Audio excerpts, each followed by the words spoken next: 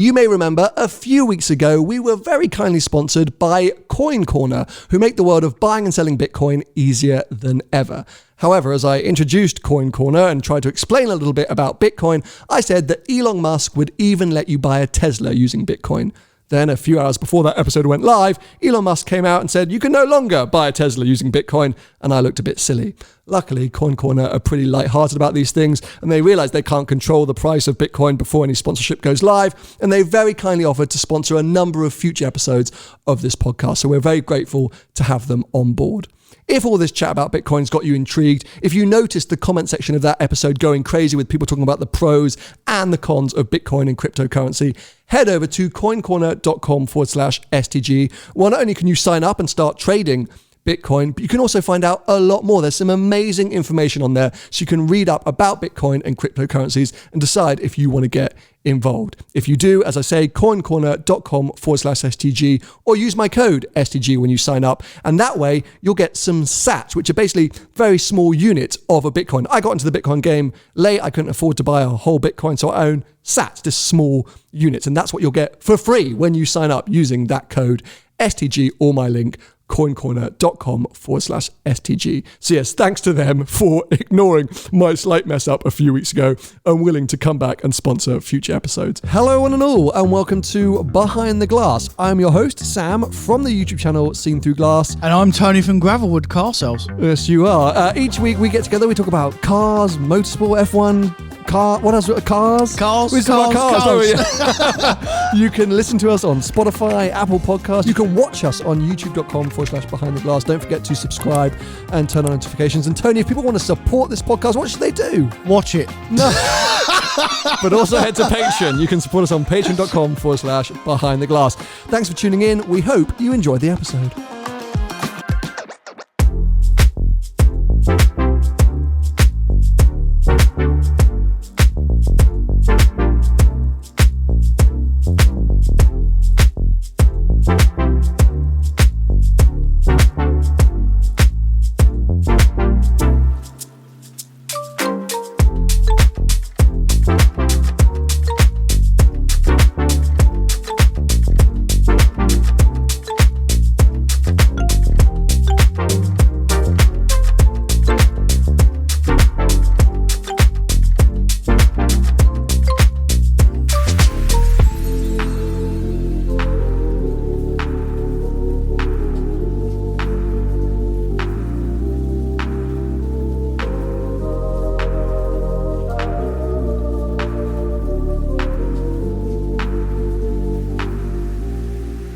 Well, welcome to the first ever Behind the Glass live. Tony, we have an audience. Very good. Hello. Hello, everyone. It's quite a bit of pressure, isn't it?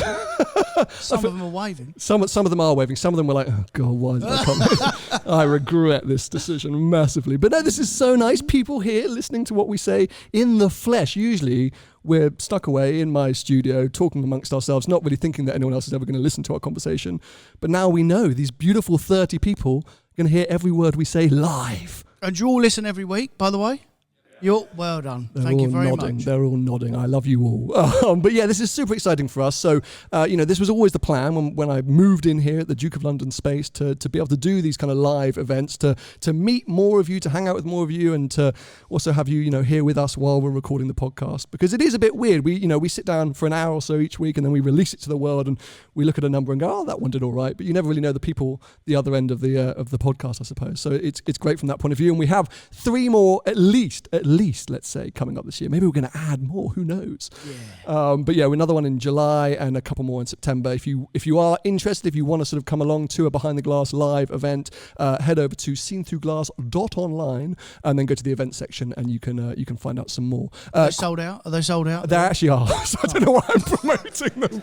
But because of COVID, some people are unfortunately getting their track and trace pings, or they're not being able to mount it. So sometimes there's last minute cancellations. That's what I'm going to say. Okay. So you never know. Just keep checking it. You might be able to get a last minute. And we can't, when the restriction opens, we won't be able to increase the... That's the hope. Okay, fingers crossed. Definitely the September events, we want to go global. I want like 3,000 people here. We're going abroad again? No. I say global. I mean like a global audience. I just want a lot of people here, basically. So okay. Yeah, so essentially check the website. Tickets may become available. But a quick shout out for a couple of people for this particular event, Aubrey Peck Automotive, who've helped organise this incredible event at this space in Duke of London. Amazing team here who've, I think, created a pretty amazing backdrop. And then, of course, Ceramic Pro, one of our partners and sponsors for today's event.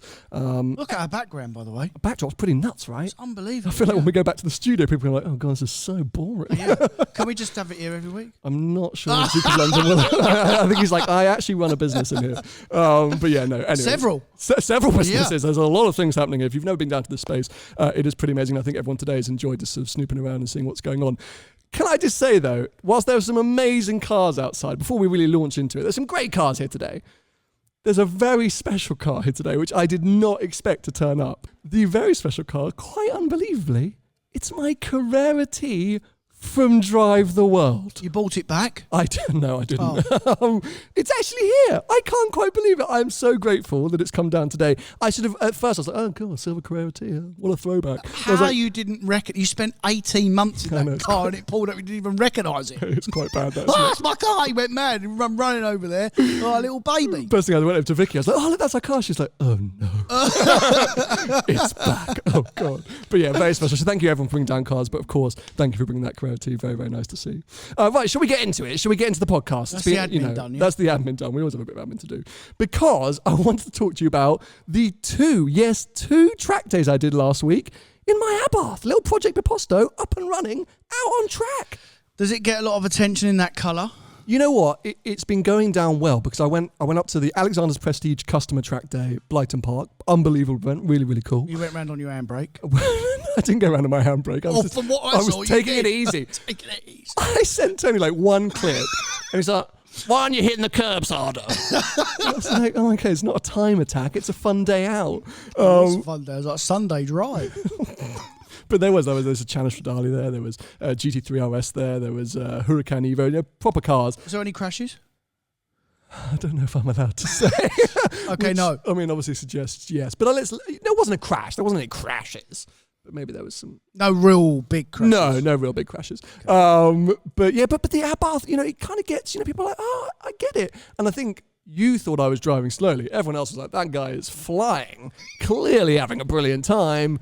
As long as you're having a good time, that is the main thing. Well, where I had a better time was at Goodwood. Because I went down Friday. A friend of mine, my mates booked the track, come on down. You went down there initially in the Abarth? No, I went down in 360. Okay, would you like to tell the ladies and gentlemen what happened? So yeah, drive all the way down there. 2 hours from here, I guess. No, an hour and a half. And there's you got to do a noise test, sir. Of course, that's normal. I was fairly normal. What's the limit today? And I thought Goodwood, of all the places, Goodwood is going to have a high limit, right?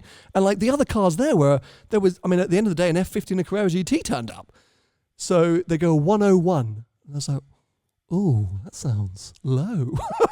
So they brought up the car. And I was like, I'll definitely keep the valves closed. That will help because I'm running the full Challenge Stradale exhaust, the Challenge ECU. This thing is so loud. And I say this thing because the 360 is parked just on the side of Tony for those of you watching on YouTube.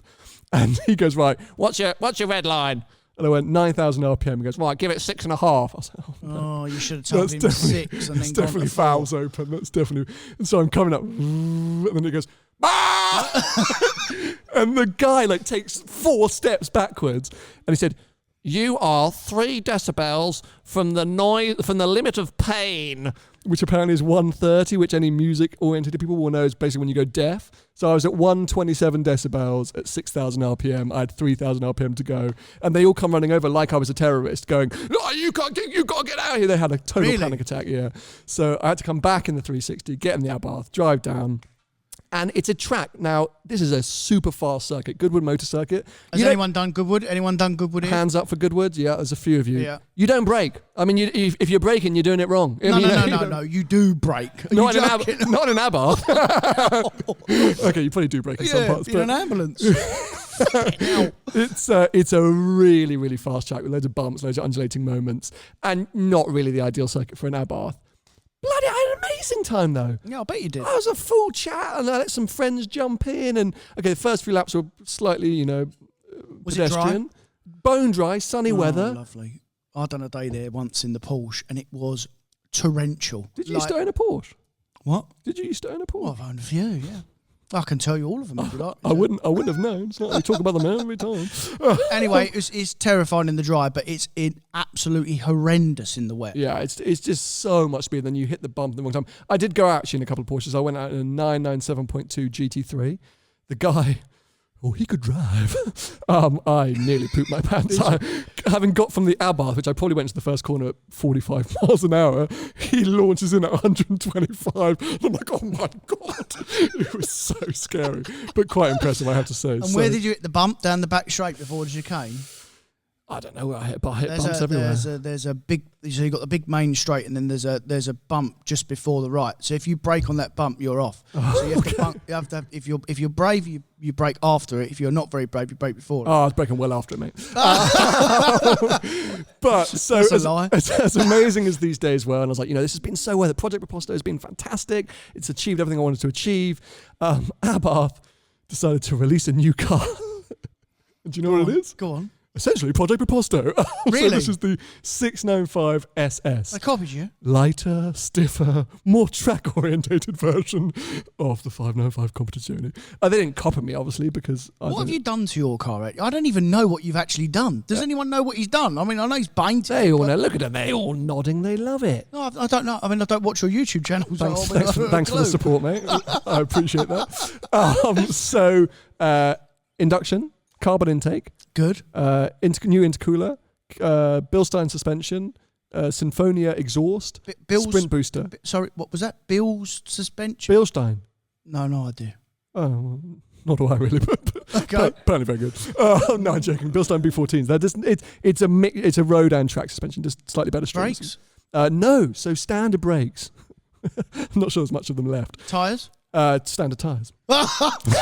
So you've done the suspension, not done the brakes on the tyres. It's a hybrid evolution of the car. But this new thing, the Abarth 695 SS, 10 kilos less. Okay, not that significant. Same horsepower as the Competizione, so 180 horsepower. I think they have got maybe Coney shocks, a bit like the Proposto used to have. And then it's got that amazing adjustable sort of ducktail-esque spoiler from the 70th Anniversario. Look at me and my Abarth knowledge. So it is the most desirable Series 4 generation Abarth they've made yet. It's not quite as sexy as the Proposto was, but I'm a bit like, you did tell me you weren't doing a sort of more track-focused variant. No, it's just been released. It's made my project slightly pointless. But so the Propostos are still strong money, by the way. Who was I talking to about Proposto? Put your hand up. This man right here. He's thinking about buying a Proposto record, and I said, do it now, because that's a flyer. Are they 20 grand? 25. Are they 25? 25. I'm going to 30. They're 30 grand. They're not 30 grand. They couldn't sell them for 30 grand when they were new. I bought one for 30 grand. You was the only one. Literally. They were like, we've had this car for 7 months in the showroom. I remember when you bought that car and you sent me a picture and I said, what is that? We had just started working together. I think you just sold the F-Type. And I called you, and I walked past a showroom in Mayfair in central London, and they had the record edition in the window. And I went, "Well, that looks nice." And I went in, and Tony mobs me about this for a long time. Someone could sell me this table if it was a good salesman. And the guy goes, I said, "Oh, what's this yellow car?" And he went, "Oh, it's the Posto record edition." I went, "Sounds good." Because it's limited. I was like, "Oh my God, sounds really good." So it's Ferrari paint. I was like, take my money. And I called up Tony. I said, "Tony, I think I've just agreed a deal on this car." And he's like, "What is that pile of poo?" Yeah, and when he told me the price, I literally nearly fell off my chair. I mean, I could not believe numbers went that high for a Abarth. I think it was 38 grand new, and he'd offered it to me for 30, so I thought I'd got 8 grand off. Little did I know that they just would do anything to get rid of that car. And everyone else got 10 off. Yeah, basically.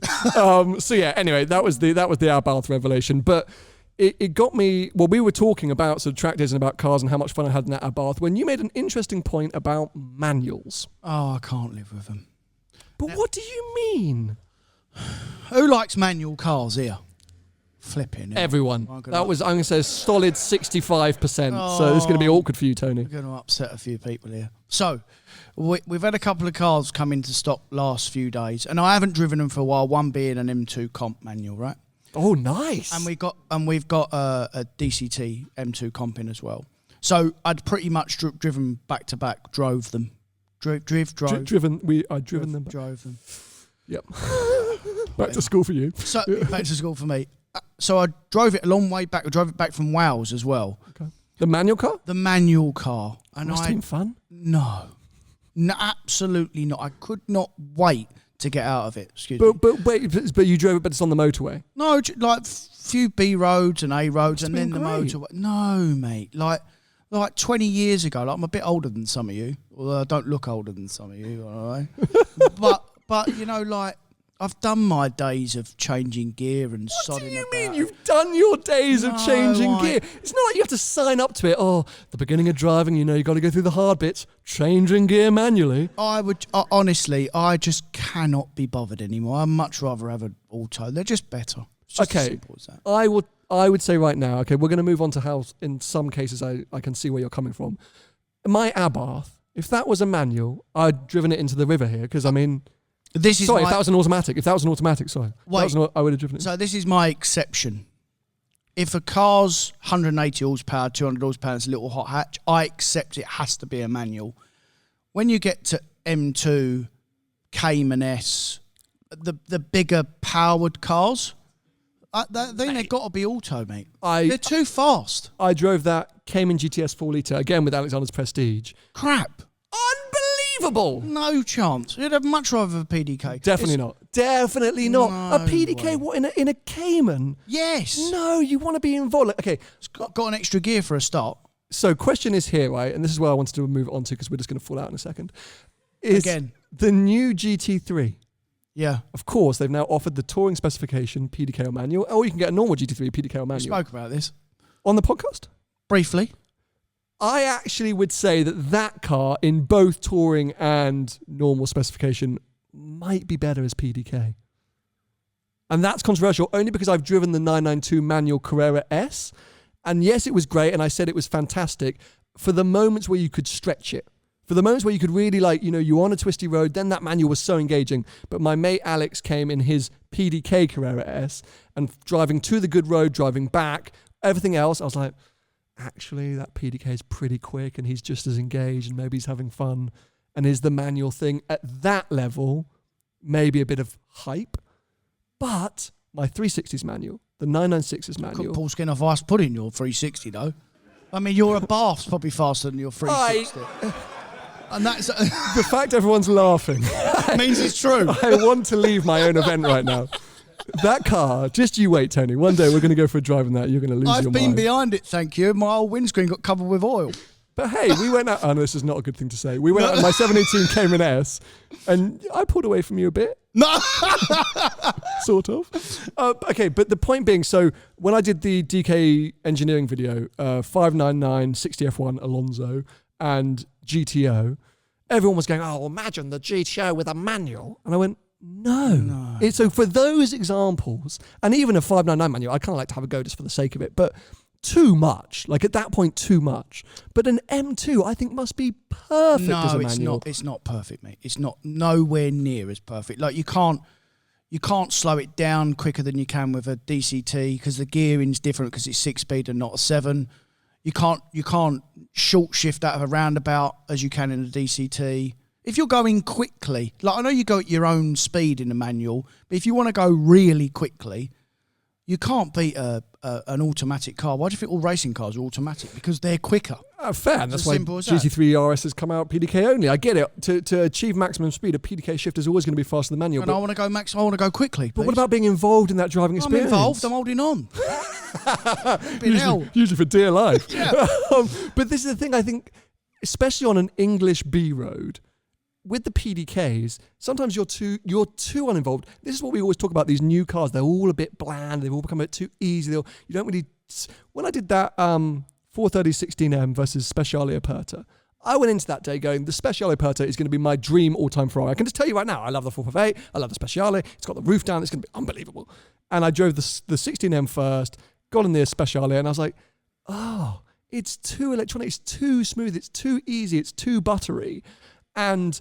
I just think if you want to actually feel like you're driving, you can't really always get that with the PT. Yes, you can go fast, but in an automatic gearbox, you're just that little bit less involved. So all you're really doing is speeding.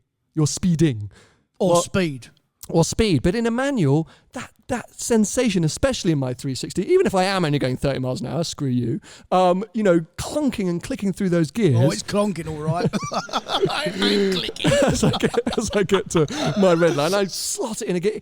That is so rewarding. Yeah. Whilst in an rewarding automatic, that it's just gone into gear, or that it's still going. It hasn't gone up in a puff of smoke. Having said that, though, I've always said this, for a Challenge Stradale, I would never do a manual conversion Challenge Stradale, because for me, that gearbox is part of the experience, as bad as it might be. Yeah. So wait. So has anyone got a GT3 or GT3 Touring on order?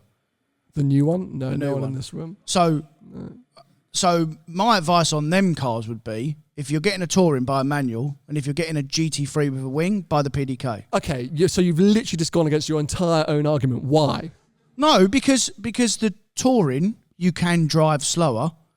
Because it's not about speed, is it? The Touring, it's about... Exactly, because the manual is more engaging. No. Yes, no, it's not. It's just, that's what you've just said. The whole reason why they have the Touring is because you can dial it back. Sure. Right, so you want a manual to be more engaged. To dial back. If you have a PDK, then you might as well have the GT3 with a wing. That's what I'm saying. No, but yes. you're completely debunking Who agrees with me? No one. Look, no one. Because they all like manuals. That's why. Because you're debunking your own argument. They're all 12, mate. Of course, they all like manuals. Your argument, you are disproving itself. Because you're right. I agree with you. At certain points, if you're driving on track or some of these new cars, you don't want a manual F8 Tributo, do you? Like, that's death. But if you want to be engaged, if the car is of a reasonable amount of horsepower, I would say 500 is basically your limit. Too much. I think it's just about your limit. You know, my Please don't say that's 500 horsepower. No, but the old generation GT3 Touring, like what's a 430 Scud? 500. And maybe that's a touch too far. I don't know, but like there's a few cars which I think as manuals could do great or do great because, as you say, if you're not flat out, you're more involved. And a 718 Boxster Spider manual every day of the week. Don't you agree? Yeah, because it's 400 horsepower. But there you go. Like manuals have their place. And M2's got loads more torque. If we're going M2 comp, it's got loads more torque and it's more powerful. So it's too fast, I think, for a manual. Well, the GT3 Touring is an exception as a manual because that's the whole reason why you'd buy it, because it's a manual. The PDK sort of defeats the object because you might as well have the one with the wing. It's a good segue here because our sponsor for this week, Ceramic Pro, have got a brand new M3, Joe Achilles M3 actually, downstairs, and a coupe version of the F-Type R that I've got now in the same green. Yeah, I saw that. Stunning. Yeah. So they're doing work on both of them. If you don't know about Ceramic Pro, incredible detailing, PPF, all these different elements. We'll talk about them more in a second. But the reason I say is that those two cars I wouldn't have as manuals. They did do a manual V6 F-Type for a while, but never the V8. I wouldn't have either of them as manual. Oh, I don't think I've ever seen one. I don't think it's old any, do they? I think there's about 3 V6 manuals. But the new M3, am I right in saying they don't offer it manual in the UK? I'm pretty sure. Oh, I'm fairly certain that you can't get a manual. I mean, they know more than us. Mate, a lot of people know more than us. Yeah, true. We prove that every week. Yeah. And that was because from the last generation, the last few years of production, no one was ordering manual M3s. It just wasn't a thing. So BMW, well, why would we have them? It's no good. It's crap. Told you. It's not crap. I think it just depends on the car. And I think we will disagree here where you will always lean towards automatic. I would probably lean towards manual until a certain point. I say definitely modern supercars, that Gordon Murray thing, which we endlessly mean about and means we never get emails about. That's isn't it manual V12 million RPM, stuff like that. I'm a bit like, yeah, whatever. Yeah, I mean, a bit too much again. Yeah. So I think there's just that fine balance. We had one of them McGann RS trophy things in, and that's a manual, and I think they do both. I think they do an auto and a manual in that car. That's 300 horsepower, whatever. That's perfect. That's perfect for a manual. That's enough, mate. I think that's enough, okay. 300. Okay, so can we agree then that basically up until 450 horsepower... No, it's too much. Up until 400 horsepower... Correct. Manuals can be the better option? I don't know about the better, but I accept. You accept? Yeah. I don't know if they're better, but I accept. Oh my God, I really want to get you in like a 997.2 GT2 RS. No chance. No way, I'll die. You would die. I think we'd both die. But anyway, let's talk a little bit more about Ceramic Pro. As I say, based downstairs, they've got a big unit here at the Duke of London space at the factory. They're in 70 different countries. They have about 7,000 different installers. The work that they do with the, obviously, ceramic coating, it's not like a sort of a wax or a sealant. It's a nano ceramic product. Mm-hmm. So, you basically, the more you put on, it actually builds a proper layer. It can be as effective as PPF. It's a lot cheaper to apply. So for cheaper cars, it makes it worthwhile to have that as opposed to a PPF. Yeah, it depends on the levels, because you can just keep going and keep applying and build a thicker layer. But the thing which I like against PPF, you don't get the lines at the edge. Yeah. Well, I mean, obviously Ceramic Pro do PPF as well. They have their own product, Cavacha PPF, which is also sort of combines some of their ceramic coating to sort of make it extra bonded. But they do some amazing work. They always have interesting cars coming and going. Anyone who saw my F-Type SVR video, they just did a maintenance wash on that outside. I was like, this is the best wash I've ever seen happen to my car in general. But yeah, some of the transformations they've done, actually, one of their cars is at the back here, beautiful 964 Porsche, which, I mean, it's like glass-like paint. I've been tempted with the 360 to hand it over to them, but the 360 paint now is so bad that I'm kind of like, maybe I need to repaint it first and then give it to them to make it, you know what I mean? Like, I'm not sure. They think that they can save it. They're that good. They look at the paint on the 360 well, and let them save it then. Maybe, but then I'm like, but maybe I repaint it because I want to anyway, and then get them to get a ceramic coating on it. Yeah, because you're not going to sell it, are you? So repaint. I'm never going to sell it. And then I say, for me, I would always lean towards the ceramic coating just because I don't like the lines of the PPF. And I say the guys downstairs can do both. But they're amazing, and they've supported this podcast, which you have to be hugely grateful for. If you've always been tempted, or you want to learn more about ceramic coating and how that can be good for your car over and above, lots of different ways of protecting it, or you just want your car detailed or whatever it can be. The F-Type downstairs, I think, is getting a new car detail. So very, very cool. Once again, ceramicpro.co.uk/STG. Go and check them out, and you get your chance to win a gold package for your car, which is ace. Now, a video is going out live today. It's Sunday, just to reveal when we're recording this podcast, where I drove rather a controversial Resto Mod 911. Oh, no. Go on. Please. Made by a company called Everrati. Fully electric. Honestly, you telling me that is like realising that, or being told that the Queen wears a thong. I mean, Queen wears a thong. Yeah, mate, that is like a disaster. Okay, I would sort of agree with you. They're not the first people ever to take a classic car and give it an electric power unit. You know, this is how we've seen it with the E-Types and like Ford Broncos out in the US, stuff like this. It's been happening. And there is an argument from the outsiders and non-car enthusiasts that it's future-proofing classics, right? They're taking these iconic cars that maybe we're not all going to be able to drive in 10, 15, 20 years' time. Who knows what the government are going to do with their all stupid, let's all drive electric cars. That makes a lot of sense, doesn't it? No. But, it's a great way to ensure that you can still drive a classic 911 on the road, and a really good-looking one that's been fully restored. So I get that side of it. But I would also say that fundamentally, a classic 911 is kind of all about its engine, right? Mm. Or 911 in general is all about its engine and combustion engine in that sense. So hard to get my head around. I went to see it. It looks like a Singer or a Theon. Like, it looks like a beautifully restored or resto mod 911. Did you drive it? Yeah, the details on it are fantastic. I drove it. This is where I couldn't get my head around. So can I just put some stuff in? I'm sort of struggling to get my words out here. But the way they do it is they take a Donor 964, split it apart, take all the parts down to the chassis, strengthen the chassis, put rust-proof paint on it, stuff like that. Take the roof off? No, just... No. Literally, the body parts are recreated in carbon fibre. Right. Bolted back on. The electric battery is split into two. Put one bit at the front, one bit at the back. Single motor. 4-wheel drive? 2-wheel drive? Rear-wheel drive, 500 horsepower. Right. It weighs less than the original car. Because of all the carbon fibre? Because of all the carbon fibre. And that was obviously very important. Still got hydraulic steering. Suspension is a little bit clever and a little bit more different to the old car. And no engine, of course. And no engine. Yeah. So the driving dynamics aren't too dissimilar to a classic Porsche. There's elements which you do feel like you're in an old Porsche because it looks the same. Suspension brakes. The suspensions are cleverer. The brakes are obviously regen brakes, a big step up in there. But there's something about it which, it feels good and it feels like a classic car. Yeah. But it's an EV. And so there's no soundtrack, the instant torque, all these different things. Now, this was created by car guys. They're ex-Lotus, they're ex-McLaren, they're ex-JLR. And they did it because they saw they're not like Greenpeace. They went, okay, we can get instant torque from an EV. We can get rid of all the maintenance costs of buying an old classic 911. Who wants to think about, gaskets blowing and all this kind of stuff? Let's just put electric power unit. You basically don't have to touch it ever again. Any and off noise you go. through the speakers? So they've literally, they're still working on it, but they've taken the same system that BMW used for their sports system. Harman Kardon? Yeah, and you had it on that van you had for a second. I didn't actually, but yeah, it is an option, yeah. You literally, it plays through speakers built into the chassis, so the whole car rumbles with the soundtrack, and it's really loud from the outside. We were parking up in car parks, putting the sound on. People were like, oh, what's that? So there is a sound, but it's not a proper sound. It's like a sound box. I think where I'm trying to get to, it was probably the best EV I've ever driven. You cannot think of it like a 911. It's not a 911. It's an electric car. There's no part of it. It feels more like a Cayman in its handling, but it feels more like a Taycan. But if you just think, okay, this is just a cool 911, then you're on this, a cool EV. Then you're on this EV that looks old, feels old, is the right dimensions.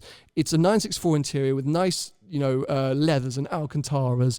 It's stylish. You can poodle along, but you can also floor it. And then you go, well, I get it. This is a cool EV. Better than... The thing is, you've got to shut your eyes, which I don't advise while driving, by the way. But you have to imagine. I mean, in a normal 911, you haven't got to imagine anything. It's got an engine, you can hear the noise. So, you said, you've had to put yourself in a place for you to half get it. Yes, because, and in the video, which I say will be going live, it's already live on the channel for those people listening and watching, but today in the audience, it's going live in a few hours. I'm so confused, and that's how I say, I feel like I'm in an old 911, but I'm so not, and I don't know whether I like it or whether it's weird, and it took me a few hours after to then go, okay, it's just a very cool EV. It's not a Porsche, it's not it's just a very cool EV. The fundamental problem with all resto mods starts at 250 grand. Oh my God. And at that point, because I was like, okay, well, if you're trying to get into EVs, what a cool thing. If it was 75 grand, you'd be like, oh, I'd definitely buy that over name me another EV, I don't know any. But, it's a cool thing to do.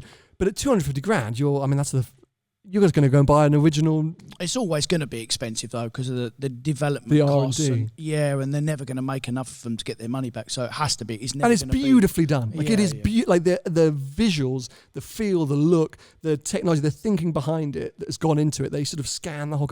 It's kind of like a fantastic thing, but then also like an awful thing. And a show of hands. I so know how this is going to go. Who thinks converting some classics to EVs is a good idea? Okay, not one hand has gone up there. And that's the thing, is I went into it going, actually, you know what, this isn't a bad idea. Let's save some classics by making them EVs. But actually, as car guys, I don't think that's the thing to do. I think if you did it to a Volkswagen Beetle, fine. Like an old classic Beetle, an old classic Golf maybe, but not performance cars. Stay away from 911s. Stay away from Ferraris, Lamborghini, anything like that. It's just not the right decision, is it? Yeah. No.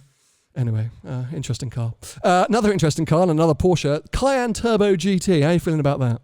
Well, it's just quite a lot of money, isn't it, really? 143 grand at start. Is it really? Yeah, for 631 horsepower, a car that's 3 seconds quicker around the Nürburgring than the what's it called? The Q8 RS Q8 by Audi. Basically, it's basically a Urus then. It's basically a Urus. Yeah. I mean, all right, fine. I mean, we know they sell like. So that's 160. That car spec 165. I mean, more. It's a Porsche. It's 185. By the time you've put anything nice 40 on it. grand worth of options on it. Mate, it's a Porsche. You should know better than anyone. Yeah, but you'd struggle to do 40 grand though. Sure, unless you put ceramics on, I suppose you could. PTS. Yeah, I suppose if you went really, really crazy. A nice brown. Which you'd definitely buy. I'm definitely going to do it at some point. And of course, this week it is the return of Goodwood Festival of Speed. Are you going? No, Too busy. I'm going on the Sunday. No, I'm not going. Just popping in just to see what's. I'm not. Is there anything really coming out? Well, here we go. New 2 Series. Hopefully in manual still. That means an M2, new M2's coming. Yeah, so new 2 Series is going to finally be revealed. Lotus Emira, which annoyingly, this podcast is going out after it's just the car I can't talk the about. embargo. Okay, hold on a sec. Guys, I'm going to pass my phone around. I have pictures of the Emira. Because, but you cannot. Please. You're all under NDA, which means I'll sue you if you show. He doesn't have a lawyer, so just ignore that. And don't swipe on my phone because who knows what you're going to find. Hold on a sec. Let me just get this up. But yeah, that will get its big unveiling. And all I'm going to say, I think I'm allowed to say this, please don't sue me, Lotus, is this is probably the most exciting car of the year Forget the 296 GTB, which I keep calling a different name. This for me is the most exciting. And I'd actually go along with that as well. And I'm not a big Lotus fan. Where have the photos gone? Hold on a sec. I do have it, guys. Yes. Okay. What do you take photos of, mate? You've been scrolling for about 5 minutes. It's my job. Entertain the listeners and watchers whilst I show this around. Oh, be careful, boy. Do not show the cameras. It's nice, ain't it? Sam's whispering the price.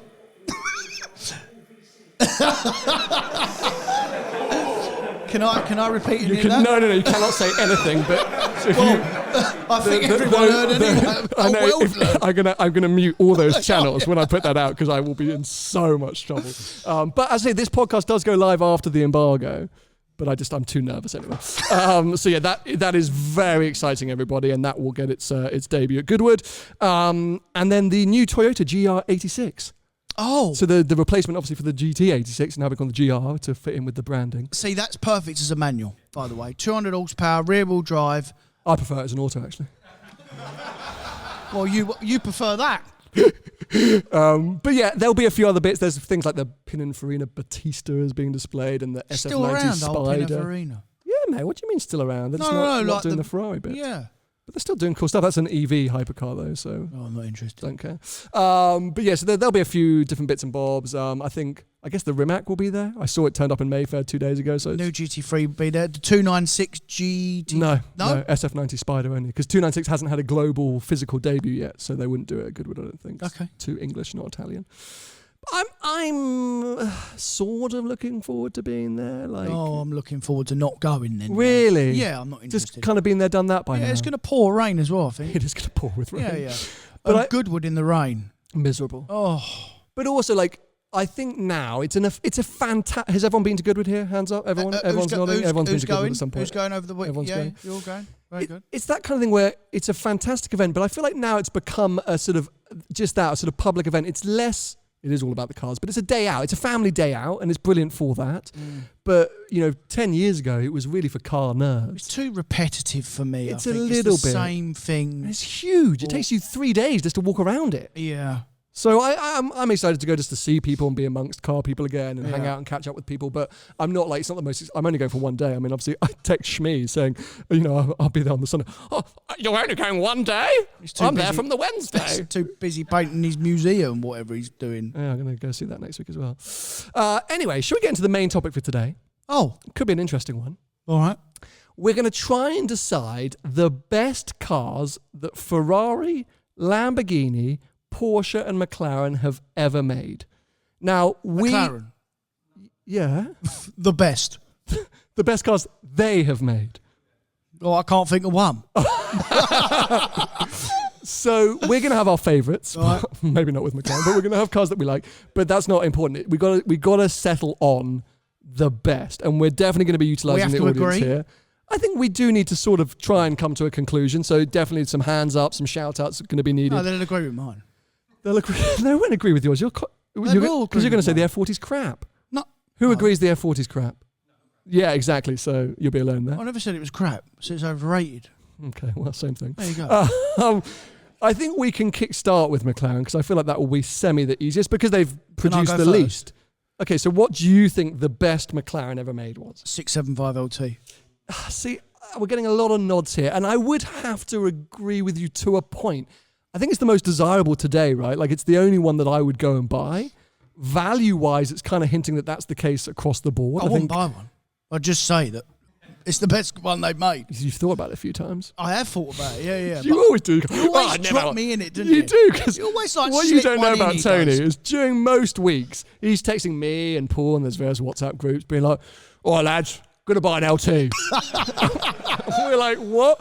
And then he changes. He nearly bought a Vantage. Can we talk about that for a second? No, I didn't. Yes, he did. No. He made me put him in touch with Aston Martin Bristol. No. The main man, Matthew, there, absolute hero. I called him up and said, Tony wants to buy a Vantage. He literally was laughing for 4 minutes. No.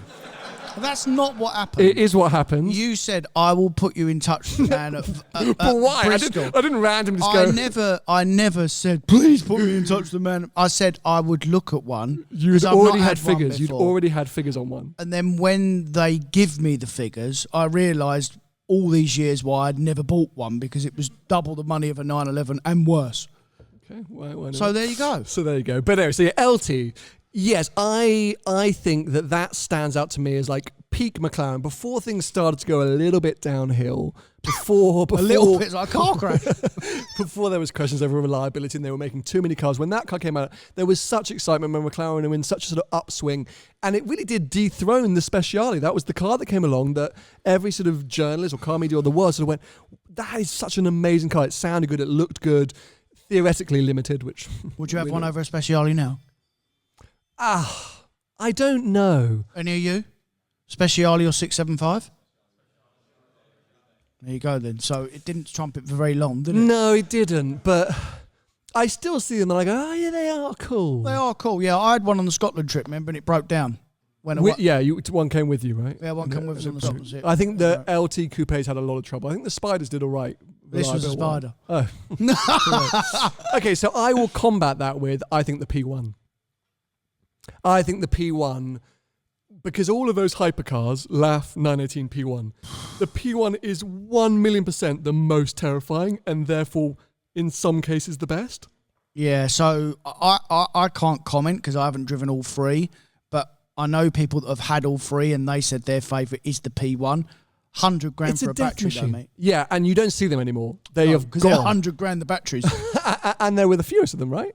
Oh no, the LAF was the fewest. LAF was the fewest. Yeah, so the P1s are rare, and you see them less, but I think because of that battery issues and reliability issues.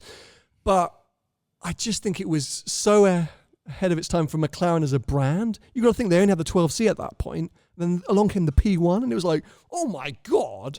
And if one could, I think it's a great sign of what they could do. You know, some of their carbon fiber, some of their MSO options, you know, like a lot of these different things. It was just a big step ahead of its time. Is there some drilling going on in the background? Anyway, well, let's stop for a second. So that's why I got the headphones on. The way I segregate the three is that the LAF's for the collectors, mm-hmm. the P1's for nutters, yeah, and the 918 is for the people. For the people at 1.1 million or whatever. Yeah. Yeah. No, okay, so... It's true. Who would have a P1... Okay, P1, put your hands up. Oh, no. LT, put your hands up. Okay, but between the two... No, we're not talking about the hypercars now. Hold on a sec. For McLaren, what cars would people have then? Oh, don't talk about... Don't get him started on McLaren F1. I should have clarified. I definitely was talking about recent automotive. Yeah, we probably have to include the F1. No, we don't. Okay, let's separate the F1 for a second, because I feel like everyone was looking at us being like, why haven't they mentioned the F1? Because crap. Who's driven a McLaren F1 here? Have you? No. Well, what I mean is that you pick it because it's 20 million quid and it's like half okay to look at. And Thingy had one, Mr. Bean. To be fair, especially since the podcast that we did where you slagged it off, I have spoken to people who do spend times around F1s or even have owned them, and they do kind of all agree with you, which really annoys me. Okay, so what? Current McLaren Automotive, 570? 570S? What was 620R? 620R? Okay, does everyone hate McLaren? Everyone hates McLaren, right? They sold a lot of them 620Rs, didn't they? Okay, so this is not the right room to ask about McLarens. I will agree with you then. 675 RT, I think we can lock that in. I think, yeah, it's the only one for me that... Me too. Okay, fine. But would we both buy one? If I had all the money in the world, I would. If I was putting a collection together, if I won the Euro Millions, there we go, famous statement, yeah, it would be in there. Speciale or LT? They answered, you didn't. One car. I have been disappointed by the two Speciale experiences I've had. And I never thought I'd say that, but I think I overhyped that car so much in my mind. That was definitely a poster car for me, like growing up and before I got into YouTube. And then I got into the coupe in Dubai and spent a few days with it, Speciale Aperta, and I was a bit like, huh.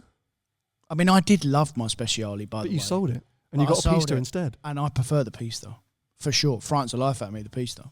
It's like one of those cars that from afar you think it's the ultimate Ferrari. Like I'm with you all until I drove them, and then I drove it, and I'm still a bit like, yes, it's fantastic, but actually it wasn't anywhere near as fantastic as I. It's that NA thing again, mate. Well, it's an NA car.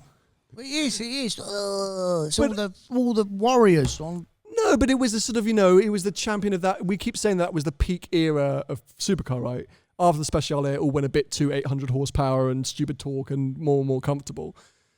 But at the same time, it's sort of... The sound actually isn't as good as you would think. The sound isn't as good as you would think. It's the 360, the 430, 458 with pipes. The Speciale is a bit too... It's a bit too... So you can't shut it up on the motorway, by the way, as well. It's not as symphonic as you would think. No. So, it's just a noise. Let's get around to it. I'd have an LT. Right. If they both worked, I'd have an LT. All right. I'd still have the Speciale. Okay, fair enough. Well, let's come on to Ferrari because this is going to be at least an hour. Are we doing Porsche as well? Yeah, Porsche 2 hours. And Lambo. Settle in, guys. So, Ferrari. Yeah. Best Ferrari. This is difficult. Are you going? No, you start because I got about 60 I could go Enzo. No, okay. I love the Enzo. It's definitely not the best. I think it's maybe one of the worst. No, you think it is. That's fine. You're entitled to your opinion. You're wrong. Who would have an Enzo? Oh, I would have an Enzo. Hell, look at this. Who wouldn't have an Enzo? Mate, the 430 Scud was quicker around the track. Why were we just talking about manuals a minute? It doesn't matter about speed. What? We were just talking about manuals. It doesn't matter about speed. Neither of them are manual. I don't care about speed. You said the best. I like the Enzo. No, that's your favourite then. Yes. No, exactly. It doesn't mean it's the best. Yes, it is. It's my favourite. So the Enzo famously has its issues. It has its foibles. It's the named gearbox after the man that run the company. Sure, I totally agree with you. But it had that F1 gearbox which held it back. It was a bit cumbersome. It wasn't that quick. Yes, I think it's beautiful. Yes, it sounds amazing. I would have one over a LaFerrari. I would have one over many cars. It's one of my favourite too. I cannot agree with you that it's the best Ferrari ever made. In my mind, it is. So, what about, let's go with it, LaFerrari? As a car, it's better, but I would still rather the Enzo than and I'm more modern than not, by the way. But I just love the Enzo. But you just said the LaF is better. We're talking about best, the car that is the best. Yeah, but the best in my mind. We can all have these opinions. Of course, as a machine, the Pista is probably one of the best Ferraris then, because it's the latest and the greatest. But in my mind, the Enzo as an occasion to get in, it's not fast, you're right, but it's not what it's about. But the whole package, in my opinion, is the best. And I think you have to judge cars within their era, because you're so right. You can't say... Because you're right, an SF90 is better than a LaFerrari. It is... That's the best car. It is numbers-wise better, but so yeah, within their era. And at Enzo time, so what were our rivals? Were we Carrera GT and SLR? Yeah. So would you say an Enzo is better than a Carrera GT? Better than a Carrera GT? Not which would you prefer, which is better? Well... I'm a huge Porsche fan, as we all know. But again, I'd still much rather an Enzo over... and values dictate that as well. It's double the money. I mean, who wants a Carrera GT anyway? It's a death trap. Quite a few people. Wrong crowd to ask. Why do you want one? Why do you want one? It's better than the Enzo, he says. But why is it better? Because of a V10. What, so V10's better than V12? Race car engine. Oh. And wait for it. Manual gearbox. Oh, hello. God. No, okay, well, let's come back to Porsche in a second. But okay, so Ferrari, long and glorious history. 250 GTO. I'm going to discount because too much money. But all of its glory is in what it achieved. Yeah. Yes, it's an amazing car, but of that era, I think there were so many amazing cars. Short wheelbase in competition only for me, fantastic. 275, fantastic. There were. Here we go. 166. Oh, they're all fantastic. It's Chris Evans. But the GTO achieved so much. But you got to look at like the P4, like the Lance Stroll car. I think he's actually got rid of that kind of. Not Lance, Lawrence Stroll. So many great Ferraris from that era. So I will say 250 short wheelbase because I think beauty. The 250 as a model from Ferrari is probably what I'm going to say, because I think that put them on the map as Ferrari as we now know, because 250 Lusso, 250 TDF, 250 LM, 250 GTO, 250 short wheelbase. They dominated so many different racing categories. They dominated road cars. To this day, they're one of the most valuable and desirable cars that anyone can buy. So you're saying the 250? I'm saying the 250 as a model, as an, not a particular version, but I think the 250, because I would say, someone's going to say 280 GTO, someone's going to say F40, F50. Yes, they're all great within their eras, but Ferrari is Ferrari because of, I would say, the 250. Fair enough. You know what I was very close to saying as well, by the way? The F12 TDF. Yeah, we're getting a lot of nods for that. It was very, very close. But if I had the money to go and buy one or the other, I'd still go and buy the Enzo. Yes, I'm with you, because the TDF is a death trap. As in, we'd all be dead. I mean, today it's wet outside. None of us would make it to the top of the road. No. But that's kind of half the joy. And I agree. I think that will be looked back on as one of the all-time greats for Ferrari too. I would say maybe it's not the best because of how twitchy it is. I think the dynamics are a bit interesting. But let's get some call outs. What are other people's thoughts in terms of best Ferrari ever made? Not necessarily favourites. 360, 1 million. Who said 360? Okay, you can stay. I'm having pizza with the Grand Prix later. Come around. Anyone else? F50. Can I say something controversial about F50? And I hope Andy Bruce doesn't listen to my my podcast. He turned up and won at Goodwood on Friday. Big Instagram collector for those that don't know. I think they're a little overhyped. I just think people are looking at that going, they make many of them. It's an F1 derived engine. People have, they're still under the radar, but even though they're £2 million.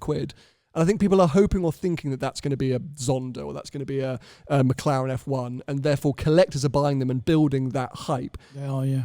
I personally, I like it, but I would have an F40 or an Enzo or a LAF over it every day of the week, personally. So I get the F50 appeal, but I think it's a car for collectors at the moment. Having ridden passenger in one, I was like, yeah. To be fair, the guy went in, lovely guy, Glenn, absolute hero. We were in Canada, and in Canada they don't go faster than 25 miles an hour. So he was like, do you want to come for a ride? I was like, yeah! He went 3,000 RPM the whole way up the hill in fifth gear. Okay, so any other shout-outs before we move on? Ferraris? 355. 599 manual, another death trap. Definitely Tony's favourite car, but not the best. GTO, like fair. GTO fair. But 355 was an interesting point as well, because that was a big step change for Ferrari again. Love the engine noise that's got. Very beautiful shape, beautiful car, still lusted after. Kind of a lot of, I think, what I'd call the modern classic generation. That's the Ferrari that most people are lusting after. Yeah. I think in Targa form, stunner. Yeah. So 355, definitely not a bad shout, but I don't think they made a special enough variant. I think the standard road car, fantastic. If they had made a CS or whatever you would want to call it, maybe. But okay. I'm going to move on. I think so. I'm saying 250. You're saying Enzo, and we can't agree basically. No. So comment section, people. Let us know. As always, if you're watching here on YouTube, comment below. If you want to get in touch with us because you're not on YouTube, tweet us #BehindTheGlass, and hopefully you'll all agree with me. Let's do Lamborghini quickly, because otherwise then I can keep an eye on the time when we get to Porsche. What are you going to say? Performante. Nope. What is it then? Aventador. Are you joking? Hear me out before you all burn me at the stake. Please don't leave. There has been no car that has continuously been a car that summarizes sort of achievement within popular culture as much as the Aventador has. I'm sorry, there is, in my business at least, if I put Aventador in the thumbnail, the title on Instagram, that will always do better than any other Lamborghini. Oh, it's continuous, all right. Made it for about 30 years. Agreed, and it's a pile of poo, and poor Vicky's back still hurts when we went on Aventador S in Italy during Drive the World. It's awful, but it is still so desired by so many. In every single music video, the first car they want to rent is an Aventador. But you just said to me, opening line, you said to me before we started this, the best. The Aventador is the worst. The worst, maybe dynamically, but Lamborghinis to drive. But they're not. That's not what a Lamborghini's about, right? The Lamborghini's about arriving. It's not about getting there. It's about turning up, and you can get into any restaurant, any club, any car park, any lady's house if you turn up. Or gentlemen's. Really? It's 2021. If you roll up in that Aventador, throw open those scissors, give it a couple of revs, pants down immediately. But it's the truth. You're all laughing because you know, and that is what a Lamborghini's all about. And they've been making it since 1995, it feels like. And yes, they're crap and they've made every iteration, but it still does what it's supposed to on the tin, which is be a Lamborghini. Who thinks Aventador? No one agrees with me. Who thinks Performante? What was that? Countach. So, okay, so yes. I mean, but I would say the same for all variants, right? The Diablo, the Countach. Like, Lambo have always done well with their big halo. Their poster car. Yeah. That's what they do. And I think the Aventador has pushed them even further because before that they were sort of independent and you would sort of be like, oh, yeah, Countach, whatever. You were quite wacky to go out and buy them, where Aventador, every rental car company in the world has an Aventador if they can. I say everyone who ever makes it, every footballer, every whatever. First, I want an Aventador. It's that mark of success. Paul Wallace still wants an Aventador. He's chasing the dream. Yeah. And yes, dynamically, pile of poo. But that's my claim. So you want to stick with the Performante? Yeah. As a car to drive, it's the best car. But what about the Evo? I'd have the Perf. Yeah, I'm sort of with you. Do we think the Huracan is just hands down better and more desirable than the Gallardo? Yeah. Yeah? Who buys Gallardos, mate? Honestly. Half tempted. But the Gallardo, they're doing the same thing with the Huracan they did with the Gallardo, right? With a million different variants. So my concern is that STO thing is surely going to be a million times better than the Performante. Yeah. It will be, and it will absolutely have a poo in value as well because it says they're not going to make many of them, but they said they weren't going to make many Performantes. There will be millions of them. What about the Miura? Miura, first ever supercar. But you said the best. Of their era, of their generation, what they represent for the brand, yes, the best doesn't mean the best on track, which is how you view every car. It doesn't mean the quickest to the traffic lights. Just the best. What does it mean for that brand? If I think of Lamborghini, I personally think of Aventador. That's the car. And so, I think of Aventador. I would but therefore, it's done. Yes, okay, fine. I haven't really defined the rules of my own game, but sort of making it up. I am kind of, aren't we always? Do you see what I mean? No. Okay. So anyone for the Miura? Yes, okay, we've got a couple of hands for the Miura. Any other shout-outs? We had Countach. Mercy SV, solid shout, fantastic car, animal monster. Was it Hammond that drove one in Dubai in the sand or something? That was a great Top Gear piece. Yeah. Cool cars. Yeah. And he ran with the bulls in Pamplona. But they do make cool cars, Lamborghini. That's their whole brand, isn't it? And they're still doing it. Well done to them. Yeah. Now, because I know this room, but because I know you, our hardest debate, and we've got to get through it relatively quickly because we're going on a bit. Porsche. Oh. Where do we start with trying to decide? And you cannot say 991.2 GT3 RS because you're too biased. Well, I can. You can. I can because I owned one for 2 years. And I'm not going to say that car. Okay. So what is the best Porsche, or what's the best car Porsche you've ever made? You go first. Okay, so the first one that sprung to my mind, and I'm happy to debate this because I haven't settled yet, but the one that sprung to my mind, 911R. Good shout. The thing is, Porsche have made so many good cars. We're all going to disagree They're or all agree. fantastic. They're all a fantastic. 993 is a great car. No, but yes, there's so many great cars. But what to me signifies Porsche? I think that 911R was special and remains special, where we've gone on to see Tourings, manual GT3s and stuff like that. 911R, inherently more racy, more just thought through it, rarer, design. Like, hey, at one point, what values did they get to? Were 600 grand they got to at one point? I mean, they're like 350 now. Gulp. But they were 140 new. So that's my first point of call. So go on. So we're not settling straight away, but what would your first shout be? 2RS. The latest variant? Yeah. And then really, really closely followed by a 918. Yeah, I mean, 918 blew me away, blew us away. I mean, it's a spectacular car. Yeah. a real Porsche? Like, is it? I mean, engineering, mate, flipping hell. but like, what about like a GT1? Yeah, but It's a Le Mans car. Yeah, I mean, did you see them on the road? One of DK sold one, so it's out there somewhere. There's one in Hong Kong Where'd floating you around. stop? I mean, But I mean, this is it, right? I think Porsche is the hard, because almost you could say every generation, and yes, we're Porsche fanatics, and I know lots of you in this room are as well. It's hard to pin down one where you could say that moment.